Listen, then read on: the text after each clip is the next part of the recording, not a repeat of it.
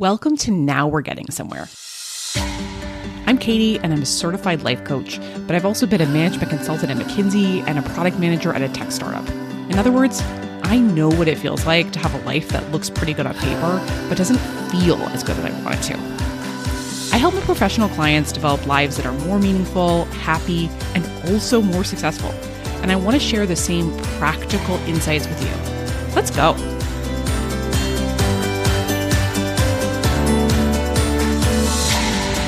Hey everyone, welcome to part 2 of my podcast mini series about recovering from burnout. If you haven't listened to part 1, I would recommend to go back and do that first.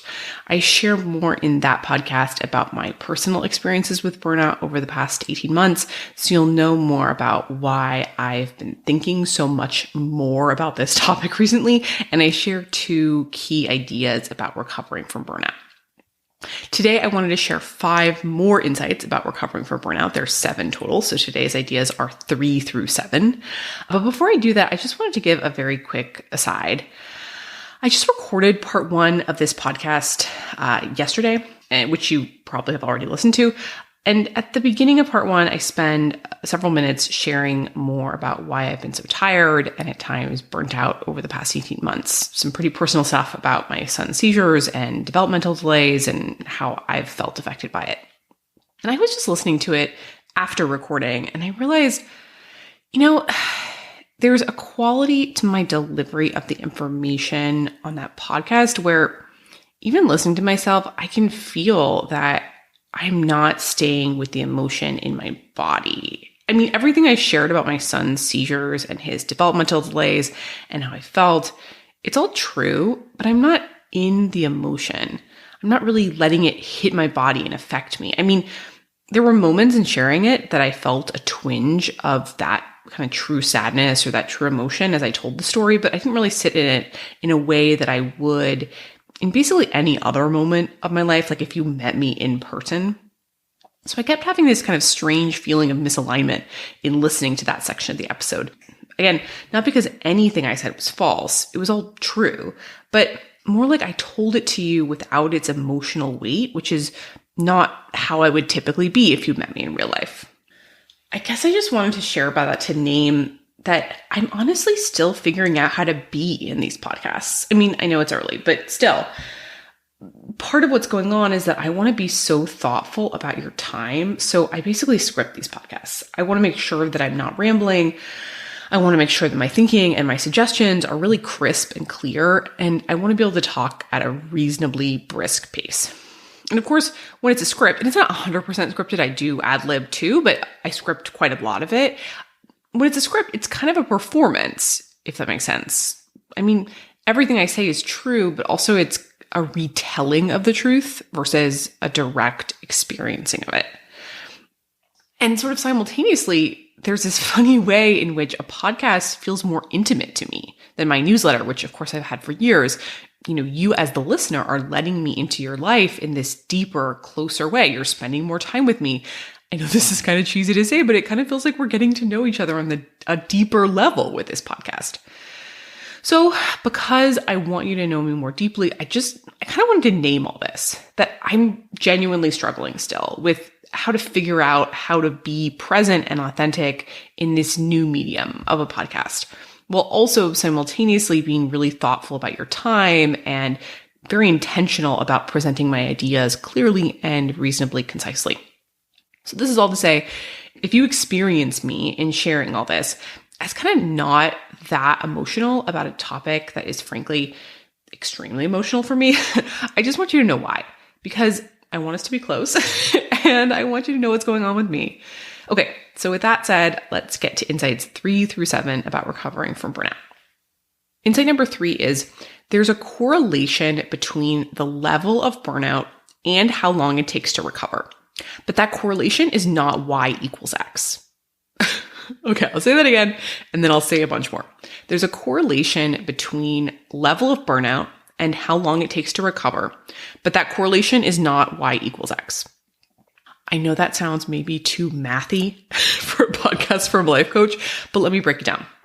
When I say that there's a correlation between burnout and how long it takes to recover, what I mean is that the more burnt out you are, the longer it takes you to recover. So if we go back to middle school math and high school math and plotting graphs on a y-axis, as the intensity of burnout goes up, the time to recover also goes up. So in other words, if you're a little burnt out, it takes a certain amount of time to recover. If you're very, very burnt out, it takes longer to recover. So I think that the idea of there being a correlation between the two, I think that's pretty straightforward. Don't think it's super shocking. But then here's the nuance, because here's where I say that the line isn't y equals x. If it was y equals x, it would mean that if you are 2 times as burnt out as usual, it would take you 2 times as long to recover. If you're 3 times as burnt out as usual, it would take you 3 times as long to recover. If you're 4 times as burnt out as usual, it would take you 4 times as long to recover. That's the whole y equals x thing. But in my experience, that's not how burnout and recovery time actually relate to each other. I haven't come up with the exact function that we could map. I'm sure it depends on the person, but maybe one of you wonderful listeners can send me your own function.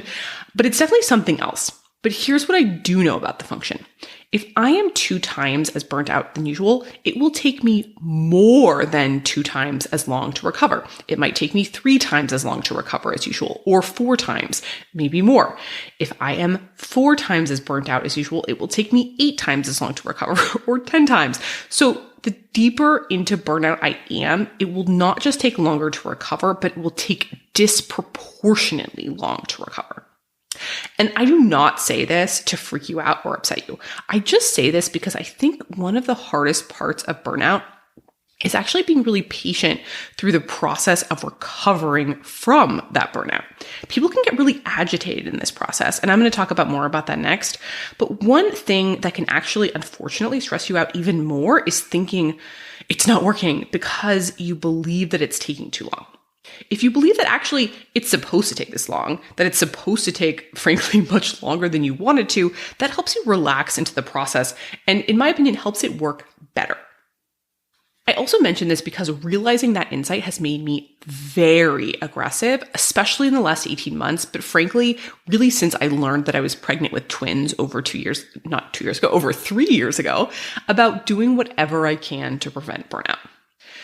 Because I have come to believe that what's best for me, what's best for my family, and honestly, what's best for the world is to have me feeling well, to be spending as much time as possible in level 3. And if level 3 is unfamiliar to you, go back to the previous episode of the podcast. But level 3 is actually where I can help more people with my work, where I can be more generous with my time to friends and family, and more. And there is nothing more important or more valuable to me and more financially prudent, I have found, than investing in getting help to prevent myself from getting burnt out, or in the things that can kind of boost me up the levels. Because again, and this is just an approximation, but let's say that, a 1x burnout has a 1x recovery period, and being 2x burnt out has a 4x recovery period, then I am going to do whatever I can to make sure that I'm just 1x burnt out and not 2x burnt out. And look, I totally get that not all issues that exhaust us can be solved by money. If you know my story from the last episode, you know that I have absolutely lived that. It's not like I could just throw money at it and my son is suddenly able to talk or communicate more non-verbally. And, that being said, of course we pay for therapy, but a lot of what he will eventually be able to do is it's not controllable by money. Money can't help it. Believe me, if it could, I would have paid whatever I could to make sure that he had the support that would get him there. And also, of course, we have to say, most of us don't have unlimited budgets. So even if something could be solved by money, it might not be available to you. So I just say these caveats to make clear. I'm not saying the solution to all burnout is money and spending money to minimize how deep you get into it. That might not be possible for financial or logistical reasons. I just put it out there despite these caveats because having that realization about burnout recovery and the outsized impact that limiting the damage of burnout could have, honestly, I had a very real, significant mindset shift for me in how I thought about my finances and what was worth spending money on. So that's a big piece of it. And of course, there's also the important point, which is, again, what I said about your agitation about your own speed of recovery, that alone can exhaust you. So I just want you to know it might take a while if you've gotten yourself really, really burnt out. So again, please be patient. Okay, so that's number 3. There is a correlation between the level of burnout and how long it takes to recover, but that correlation is not Y equals X. Number 3. So number 4 is, as you are recovering, there is often a period of time when you are recovering, but you do not feel better. I'll say that again. As you are recovering, there is often a period of time when you are recovering, but you do not feel better. This is also not something that I've really heard people talk about, but I've really felt it myself, and I've watched it in my clients many, many times. There's a period, sometimes an extended period, where you are taking the right action, but you just don't feel better. In level terms, in terms of the level model that I talked about in the last episode, I most often see this in the middle of level 2. Like someone is finally getting sleep and eating better and resting and exercising, but they still feel quite tired. They still don't have the juice to take on those big life projects or questions that they really want to take on. As you can probably imagine, this is a tough time. This is when my clients can start to doubt themselves or feel quite anxious or frustrated. They'll get afraid that they'll feel tired and tender like this forever, or maybe that they're not doing the right things. And all I want to say to you from the bottom of my heart is keep going. Keep going. You will start to feel better, often quite suddenly. And when this happens, you'll realize that your tank was actually slowly refilling the whole time, but you were so tired that you couldn't feel it. Again, I have seen this happen over and over with my clients and with myself. And as a side note, this is of course dependent on you actually taking steps to refill your tank. So if you're just doing the same things that burnt you out to begin with, you may in fact go on feeling bad. I can't promise that you'll suddenly feel better one day if you're doing those same things that burnt you out.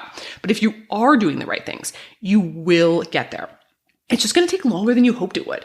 This phase can last for weeks, unfortunately. And if the burnout was really extreme, sometimes it lasts for months. I don't say this to discourage you. I just say it because I think people can get so discouraged, again, from this experience that they're doing all the right things, but they're not feeling better, that they do one of two things.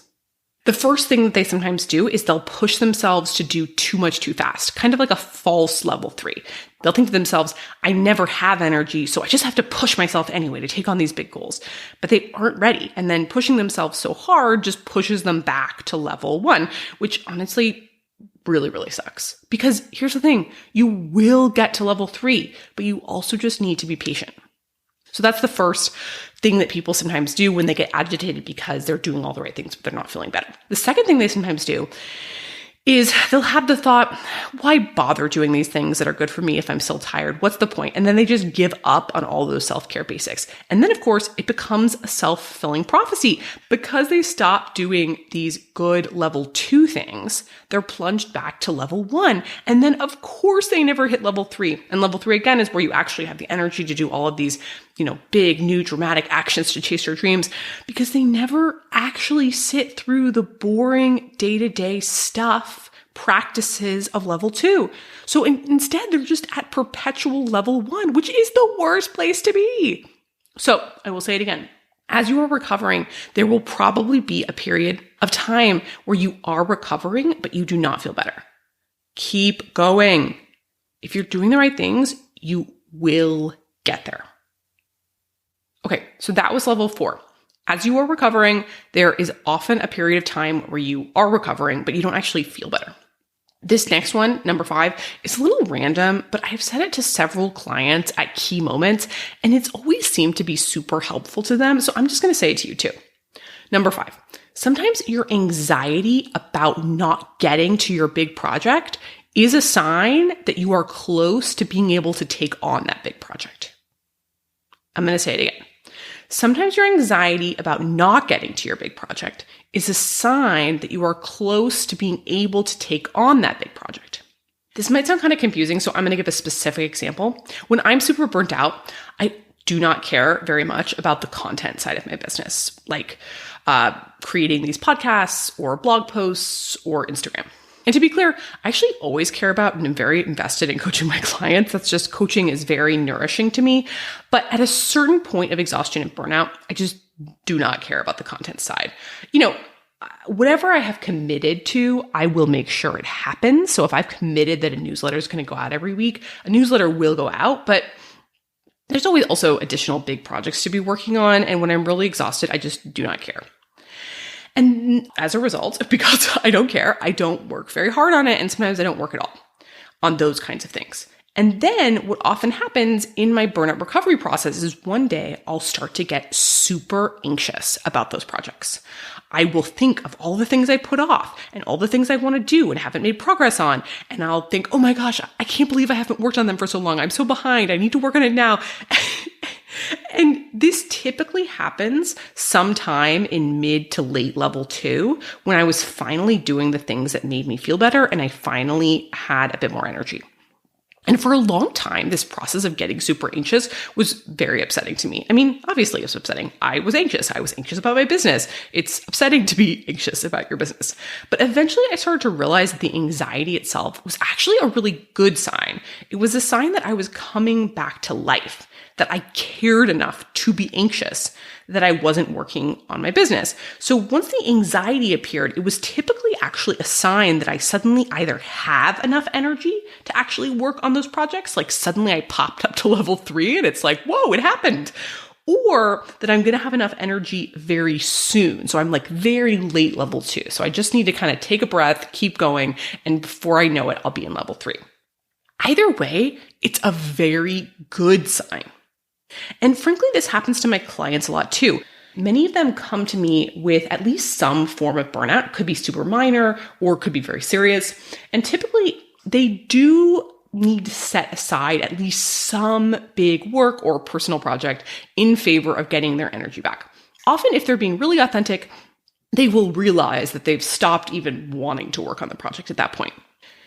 And as a side note, sometimes that kind of exhaustion or lack of interest manifests as not knowing what they want to do. People are like, oh, I don't know what I want to do as a next career step. And I'm like, yeah, because you're so exhausted that you don't want anything. Let's get the energy back up. And then it's going to be way easier to know what you actually want. Okay. But that aside, back to these clients who've stopped caring about the project. And then suddenly, after they've set it aside, after they've rested and done a great job of that, suddenly one day that project comes back to the forefront of their mind and they're super anxious about it. And they'll come into the session like, oh my gosh, I haven't been working on this big project. I can't believe I've neglected it for so long. And when I point this concept out to them, that the return of the anxiety is actually a sign that they're ready to work on it or they will be ready to work on it very soon, it often really resonates. They usually tell me that, oh my gosh, yes, I am ready to start working, or that they can feel that they're very close. I think for many people, for me and for my clients, this anxiety is kind of like when you're recovering from frostbite or like having really cold toes. It stings, but the stinging is actually good because it's a sign that things are waking up. So I hope that knowing that resonates and is helpful for you too. So that is number 5, that sometimes your anxiety about not getting to your big project is actually a sign that you are very close to being able to take on that big project. Number 5. So number 6 is sometimes you may need to take even bigger action to recover from burnout. This might be one of the more obvious points, and I did refer to it in my discussion of the levels in the last podcast episode, but it's important enough that I want to say more about it now because really, do not underestimate this. Do not underestimate this. Sometimes we need to think bigger than we have before to really recover from burnout. And I'm going to give a personal example here. In the winter of last year, 2021, my husband and I were really exhausted. It was a combination of the seizures coming back and our worries about my son's development. Plus we had some holiday travel that was tough for some reasons we kind of hadn't foreseen. And my husband's job was very stressful at that time. And we were just totally beat. Honestly, we were both kind of falling apart at the seams. And at that point, I was just like, we need more support. This is not working. So we did a range of things. We got more social connection from friends. We got more professional mental health support. And another thing that we did that really helped was we got several hours babysitting for our kids on Saturdays. And if I'm being honest, I had some fears about that. Partially that was financial. It felt like a fairly major expense that was in my mind kind of an extravagance. Like it wasn't a quote necessity. It wasn't like I was going to work during that time. In fact, it was the opposite. I just wanted a solid stretch of time off on Saturdays to rest and play and do what I felt like doing. And also I had a lot of thoughts about what it meant about me as a mom and as a person. Like, was I too weak to take care of my kids on the weekends? And was I a bad mom? And even as I say this, I can feel in my body the temptation to give you the evidence that I am a good mom and that I do spend other time with my kids. But that's kind of exactly the point. It doesn't really matter if you think I'm a good mom or if you think I spend enough time with my kids. What matters is what I think. But I just share all this to say that getting a babysitter on Saturdays felt like a really big deal to me. My brain had a lot of thoughts about it. I had a lot of fears of judgment. But ultimately, I felt like the best financial and parenting decision I could make was to take care of myself and my husband. We just needed more time to ourselves. We're both huge introverts. We're both very sensitive people, and we just needed a quiet time to do whatever we'd like and recover. And also, again, as I say this, I know that having some weekend childcare isn't feasible for everyone. So, only do what you can. But as I mentioned earlier, this has been one of many times in the past year where I've made decisions from paying more for pre-prepared food to getting more childcare in particular that felt really hard for me for various reasons. That felt like a big action that I hesitated on, but I was always so glad that I did. So you're hearing me talking now about how you might need to take even bigger action to recover from burnout. I just want to give a kind of caveat to this, which is to say, if you are a millennial and your, quote, big action to recover from burnout, end quote, is to quit your job, okay, fine. I will allow it. And yes, I often even encourage it, per my client example in the last week's podcast. But also, there is this trend where millennials in particular will overwork, not have any skills in terms of working smarter instead of harder, or no skills in terms of setting appropriate boundaries and expectations, and then they completely burn themselves out, and then they quit their job for a year, backpack around New Zealand, or live in a van and travel from Canada to Argentina, and then they get another corporate job. And then they still don't understand how to work smarter, not harder, and set appropriate expectations. And then they start the whole burnout cycle again. And for whatever reason, I don't see my Gen X or Boomer clients doing this. They actually also do burnout, but they tend to stay at their jobs and just feel tired, in my anecdotal experience. And of course, the jury is still out on Gen Z, though they may, of course, follow the path of their elders, the millennials.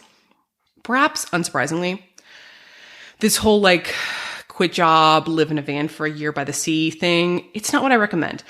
I think I need to do an eventual episode on millennial work burnout because it's just so rampant with my clients and frankly in the world. But for now, just file that one away. Just plant the seed.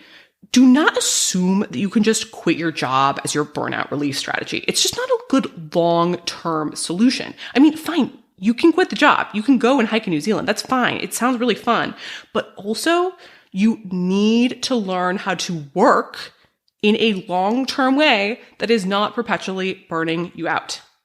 Okay, but coming back from that rant, that was number 6. Sometimes you need to take even bigger action to recover from burnout. The 7th and final insight I wanted to share about burnout is this. Be careful what thoughts you think. This point applies across your life, but especially applies to burnout. And I'm going to give some personal examples here. I came to realize over the past 18 months that I had 2 persistent thoughts that were completely exhausting me and significantly contributing to my burnout. The first one was this. I had the thought, I need to figure out what else I can do for my son as soon as possible. And look, if you're a parent with a sick kid or a kid in distress, or if you're just a person in the world who cares about someone else and really wants to help them, I bet you can relate to that thought. It probably feels like reality even. And I'm not saying it's not right in certain moments. And the thought again is I need to figure out what else I can do for my son as soon as possible. When my son first had his seizures, I did need to get him to the emergency room as soon as possible, for example. But I was just thinking that thought all the time, constantly. And it was exhausting me. And when I felt exhausted, can you imagine what happens? I found it harder and harder to do more for him. It felt like my life was completely overwhelming. Believing that thought paradoxically was making me do less for him, which honestly is the exact opposite of what I think our brains would typically think. Like our brains think that I need to figure out what else I can do for him as soon as possible. They think that's a useful thought. Like, wouldn't you want to think that so you can make sure you do whatever you can for him? That's why a coaching toolkit is so crazy useful in my opinion, because I was able to actually analyze it and realize how this thought was affecting my emotions and eventually my actions. And as a result, I've had to consciously cultivate two new thoughts. The first one is, I am doing so much for him. Because before, as I said, I was focusing 95% or more of my brain space on what I could be doing for him, or what I should be doing for him, or what I wasn't doing for him. And when I focused far more on what I was already doing for him, I felt calmer, I felt prouder. I felt like, oh my gosh, I'm great. I'm doing so much for him already. And that gave me more energy to, yes, again, paradoxically do more for him. The second thought that I had to consciously cultivate to sort of combat that original thought was, he will keep developing even if I don't do anything else for him. This one was a really important thought for me too, because everything felt so scary and urgent, to be honest, for so long. But just reminding myself that he is going to progress just from what we already have in place and just from continuing to get older and spend time with us, that made a really big difference to me too. And again, I think our brains might be really resistant to thinking that thought. Mine was at first. It felt like I needed to think that my role was essential. But again, paradoxically, feeling like he's fine, that he's going to keep growing, even if I don't do anything more, it really freed me up to relax, to rest, to pick it all up at a pace that felt more sustainable to me. And ultimately, I really believe is more effective for him. So that's the first thought that was exhausting me. The second thought that was exhausting me was, I have to be hyper vigilant because no one will watch out for him or advocate for him like I will. I'll say that one again before I talk about what I have come to believe. Okay. I have to be hyper vigilant because no one will watch out for him or advocate for him like I will. Here's the thing. There's some truth to that thought. My brain could point you to very distinct examples where I have followed up with doctors at key moments or read the multi-page funding rejection letter from our insurance company more clearly than did, multiple people on the hospital team, the doctor, the nurses, my husband, or anyone else did. And as a result, we were able to get a test that was pretty important and thousands of dollars done. Or there was a time when I freaked out about his development and I asked every parent I could find for ideas.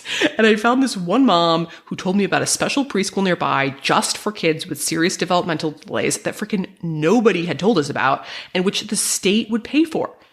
Even though there were a bunch of people, of professionals, who should have, in my opinion, already told us about it.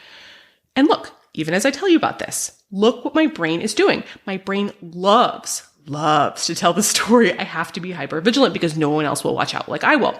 And yet that story does not serve me. It doesn't. Because when I examine it very closely, I realize that whenever I felt that thought, I felt exhausted. And when I'm exhausted, again, I take less action for my son. I actually take more action for my son when I cultivate the thought, other people would have caught it eventually. There are lots of people looking out for him. Or I would have figured out about the preschool eventually, maybe a little later, but probably eventually, even without freaking out. And he would have been fine either way.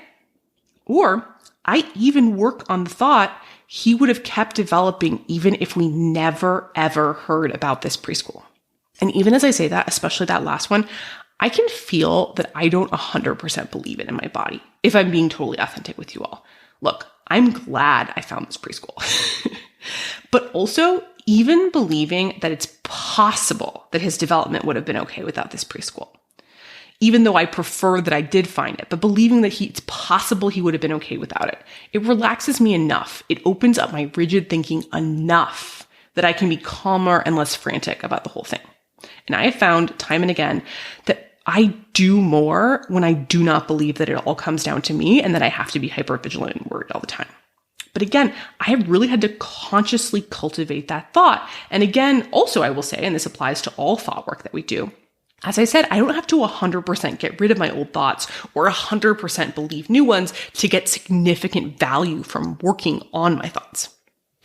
And also, I wanted to do a quick aside about this whole concept of changing what you think. I'm sure I will do many more complete episodes on this, but just for now, when I talk about changing what you think, I just want to point out that your brain is a funny thing. Like on one hand, the brain is actually more amenable to changing thoughts than many of us realize.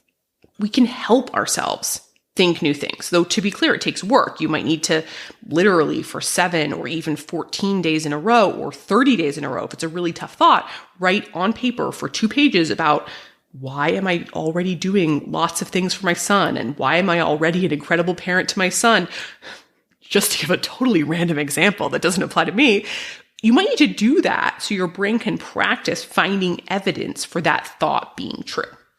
And if you do it day after day, eventually it becomes much, much easier for your brain to find evidence for that thought. New neural connections are formed that makes that information easier to access. So on one hand, I believe that the brain is actually much more amenable to changing thoughts than many of us realize. On the other hand, you're just never, ever, never, ever going to have 100% control of your brain. So I mentioned in the last episode that part of what exhausts me about specialist appointments for my son is that all of my thoughts and fears about his future get triggered. Here's the thing. I cannot make those fears not get triggered. My brain is not 100% controllable by me. Thoughts are just going to pop up. And I don't expect that I will ever get to the point when random fears or anxieties won't pop up. So since we can't ever 100% control our brains, we're really just trying to do 2 things. The first is to consciously adjust the ratio. If before you were thinking an exhausting thought 100% of the time, but later after working on your thoughts, you only think an exhausting thought 50% of the time and you think a more useful thought the other 50% of the time, you're going to notice a huge, and I mean huge, difference in your well-being. And the second thing we're trying to do is just make it easier to shift to positive or honestly just realistic thinking when a negative thought does come up. Because the evidence for how it's not true, how that negative thought is not true, will be more top of mind. And neural connections will be more like a paved road rather than cutting a path with a machete through the wilderness. You know, if it's a paved road, it's easier for you to access versus like this super unpaved road, this wilderness thing. So we're just trying to make it easier to access these things. And of course, eventually you'll have the negative thoughts come up less, but not never. It's just less. And even the less can make a big difference. So I just wanted to give that context. And again, I'm sure I'll talk more about it later because I think when people hear this idea that like we can change our thoughts, they can often be skeptical because it's like, you know, brains are not 100% controllable. And you are correct to have that skepticism. I just want to give the context for what we're actually doing here. Okay. That is my 7th insight about burnout. Be careful about what thoughts you think. And because the brain loves summaries, I want to give you a summary of all my 7 ideas for recovering from burnout. Number 1, you do not get to decide what burns you out. Number 2, there are 3 levels to the burnout recovery process. Know what level you're in. 3, there is a correlation between level of burnout and how long it takes to recover, but it's not Y equals X. 4, as you're recovering, there will be a period of time where you are recovering, but you do not feel better. 5, sometimes your anxiety about not getting to your big project is actually a sign that you are close to being able to take on that big project. 6, sometimes you might need to take even bigger action to recover from burnout. And 7, be careful what thoughts you think. Whew. I hope this series was helpful. It feels like a very vulnerable and personal one to me. And also it's kind of long. I feel like, again, because this podcasting thing is so new to me, I'm not totally sure how long my episodes are going to be in general. Will they be this length? Will they be short? I'm still sort of bopping around. So if you have opinions about the length of podcast you prefer, please let me know. Do you like a short one? Do you like a long one? Very interested. But overall, I honestly don't think that I've necessarily heard all these points in connection to burnout before. So I'm really hoping it's helpful for you if you're feeling burnt out now or if you happen to feel that way in the future. And maybe it will even help you take action. So you're only 2 times as burnt out as usual instead of 4 times as burnt out as usual. Do you see that little like inside reference I did there? Anyway, team, as always, I am rooting for you. You've got this. If you really want to change in a meaningful, lasting way, that's when you need a life coach. Every client I've worked with has had incredibly personalized reasons why they're in the tired or anxious or stuck or uninspired state they're in. Working with me can help you identify those roadblocks, which are usually blind spots that you genuinely cannot see, and implement a profoundly customized, doable plan for overcoming them. I have a very small, high-end, one-on-one coaching practice.